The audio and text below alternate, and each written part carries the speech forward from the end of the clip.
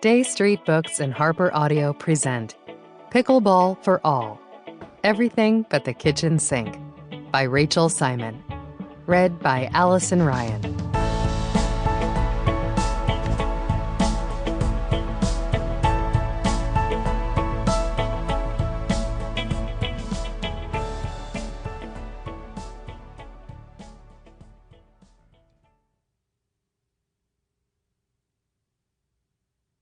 A note before we begin. For resources, a glossary, and more, be sure to download the accompanying enhancement PDF from your audiobook provider, or go directly to www.harpercollins.com/pages/pickleball for all. For Kurt, my partner in pickleball and life. There are countless people I've met and memories I've made and will continue to make thanks to pickleball. You can bet anywhere I travel, I have a paddle on hand in case I find a group looking for an extra player. Dave Gould, 4.0 level pickleball player. Introduction. In March 2020, Kurt, my then boyfriend and now husband, and I were spending the early days of the pandemic in the same boat as millions of other people, quarantining with our family in the North Carolina suburbs, adjusting to Zoom meetings and work from home life, and entertaining ourselves with marathons of Tiger King. We were craving new ways to pass the time and keep ourselves distracted from the increasingly frightening news. But our options were limited. Walks? Too repetitive. Board games? Too tedious. Group hangouts? Too unsafe. In other words, we were really, really bored. And then, at the beginning of April, Kurt's parents gifted him a set of pickleball paddles and balls for his birthday. Neither of them had any experience with the sport, but they'd heard from friends it was fun, easy to learn, and simple to set up.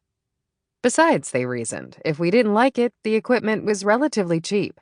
Even if we only played a few rounds before tossing the paddles in the back of a closet, they'd have been worth the buy. Kurt and I were intrigued, if skeptical.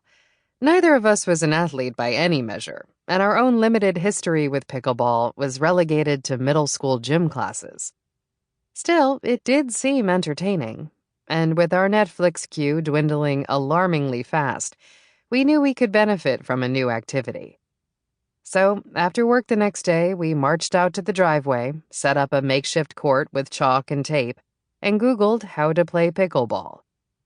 A few quick tutorials later, we had a vague sense of the game, a new definition of the word kitchen, and a desire to just get out there and try things out for ourselves. Were we any good that first time? Absolutely not.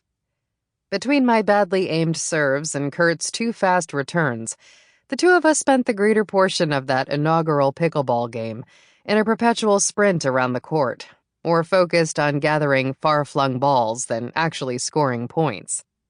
Even our poor car, parked over to the side, suffered a beating during the game thanks to our wayward hits. But man, did we have a blast.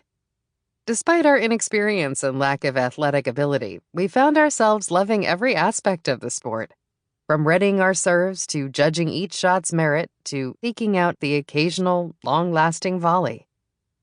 The small size of the court made things simple to navigate, while the flatness of the paddles gave our swings a wonderfully lightweight, airy feel. There was no drag like in tennis, echo like in racquetball, or easy misses like in ping-pong. Pickleball, it seemed, was the best of all worlds, and with so few supplies needed, we could play it wherever we wanted, whenever we wanted. Which, naturally, we did. Over the next several weeks, Kurt and I became pickleball enthusiasts, playing near-daily games after work together, often with his parents joining us for doubles.